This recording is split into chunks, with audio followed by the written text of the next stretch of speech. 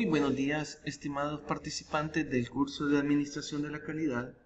En esta ocasión vamos a evaluar lo que es el estado de un proceso, capacidad y estabilidad.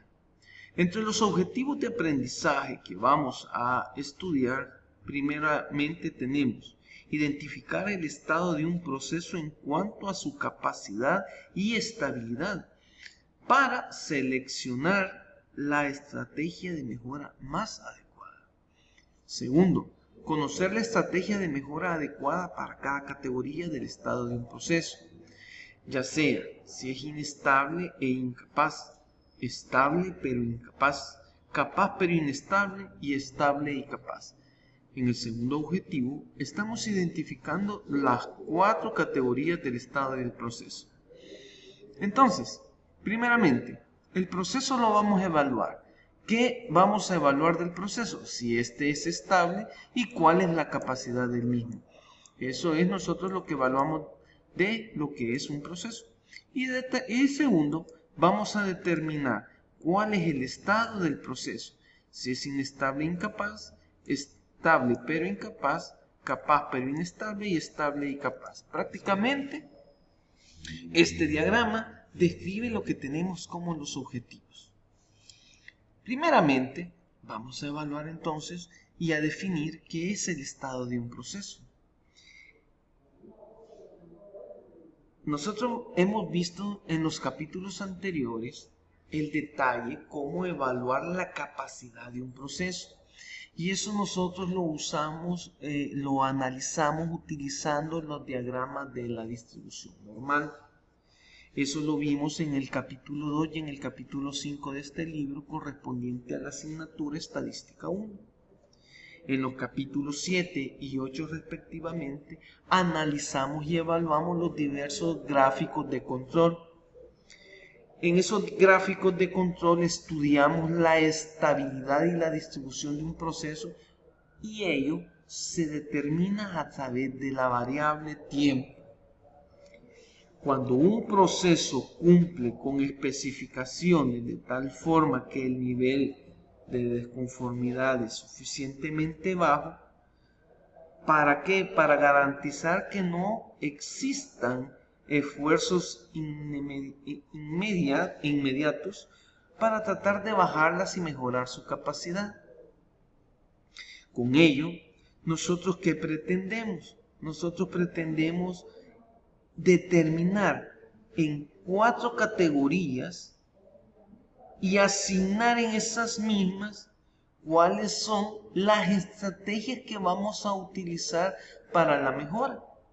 Entonces, nosotros vamos a determinar lo que son,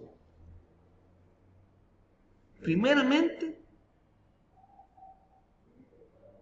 afirmar cuando un proceso tiene la capacidad, y esa la va a ser independiente de su estabilidad. Así relaciona el nivel de disconformidad cuando éste sea suficientemente bajo para no garantizar que no habrá esfuerzos inmediatos para tratar de disminuirla y mejorar su capacidad. Aquí nosotros vamos a evaluar procesos con calidad 6 sigma. Esto lo vimos allá en el capítulo 5 y es probable que los esfuerzos de mejora sobre tales procesos no estén enfocados a mejorar su capacidad. No obstante, sí están enfocados a mejorar aspectos como estabilidad, operatividad, robustez, eficiencia, etc. La premisa anterior, ¿en qué nos lleva? Las 4 etapas del proceso en cuanto a su capacidad y estabilidad. En la figura 10.1 se ilustra cuáles son las preguntas a considerar, fundamentales. Una de ellas es: considera que el proceso es capaz de cumplir con las especificaciones de calidad que debe satisfacer. Y la segunda de las preguntas, para propósitos prácticos, el proceso puede catalogar como estable a través del tiempo, considerando su tendencia central y su amplitud de su variabilidad.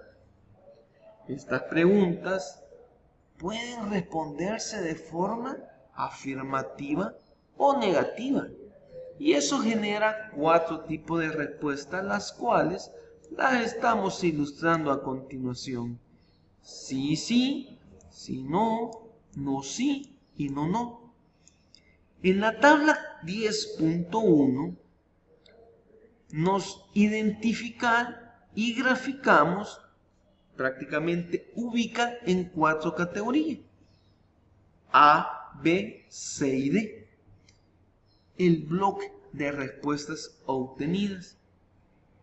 Para contestar ambas preguntas, nosotros vamos a hacer uso de lo que es el estudio de capacidad y estabilidad con una perspectiva a lo largo plazo. Para ello, nosotros vamos a utilizar los estados de un proceso en función de los índices de inestabilidad S sub D y los índices de la capacidad, que son C sub PK. Y en esta tabla nosotros vamos a ir identificando los respectivos índices obtenidos en otro tipo de datos que vamos a calcular en base a nuestros diagramas que hemos realizado. Vamos a hacer uso de ambas herramientas y vamos a obtener prácticamente la siguiente tabla. El proceso es capaz, y yo, a través de los estudios de capacidad e indicadores C sub P y C sub PK, yo voy a obtener 2 herramientas que me van a permitir evaluar el criterio cuando sea sí y cuando sea no. Y lo mismo en el eje, en las columnas, yo voy a tener lo que son el proceso es estable, y usando las cartas de control, auxiliándome con el indicador de inestabilidad, voy a obtener la respuesta sí y no y hacer la congruencia de ambas respuestas, ya sea de las filas.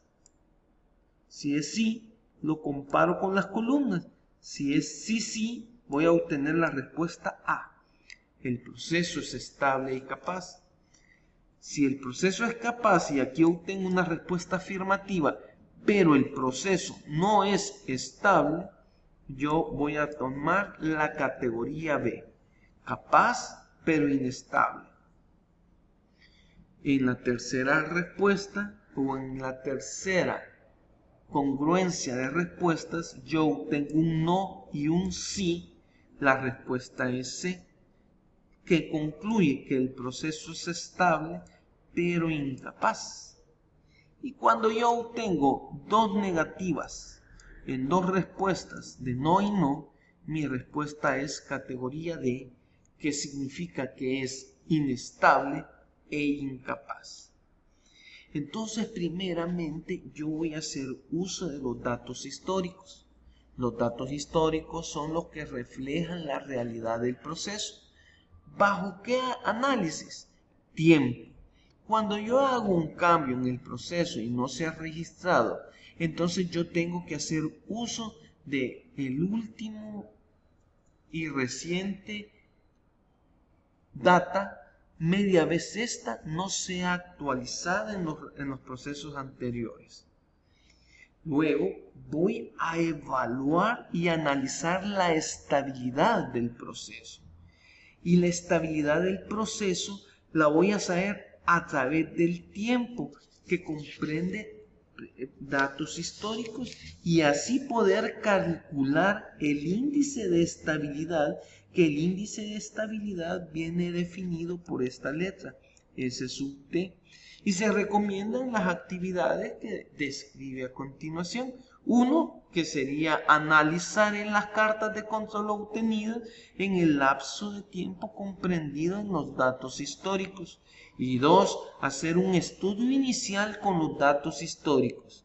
Es decir, calcular el índice de inestabilidad y calcular las descripciones de los datos obtenidos en las gráficas de control, ya sea por proporción o por atributos. Tercero, estudiar la capacidad. Acá en el estudio de la capacidad vamos a hacer uso de la cápsula número 2. En la cápsula número 2 aplicaremos los datos históricos y análisis de capacidad utilizados en las herramientas que vimos en estadística 1, donde veíamos los gráficos de distribución normal.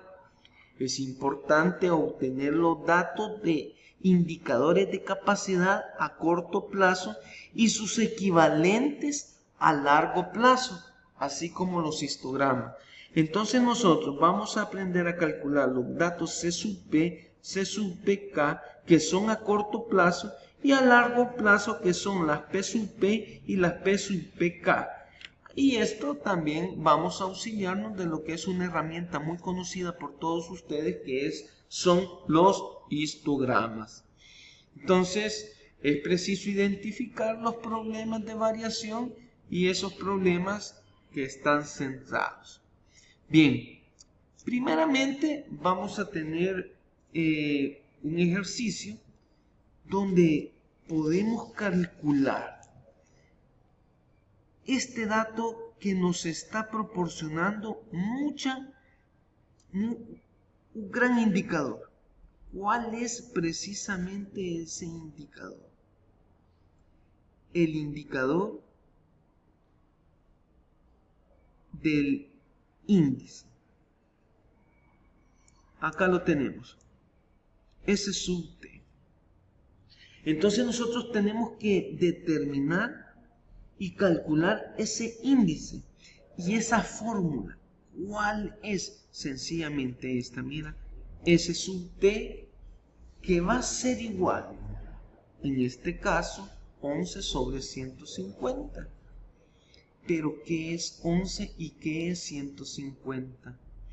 Veamos este ejercicio, donde tenemos una fábrica de dientes que realizan inspecciones, y para esta gráfica, para este ejercicio, se desarrolla precisamente una gráfica de control.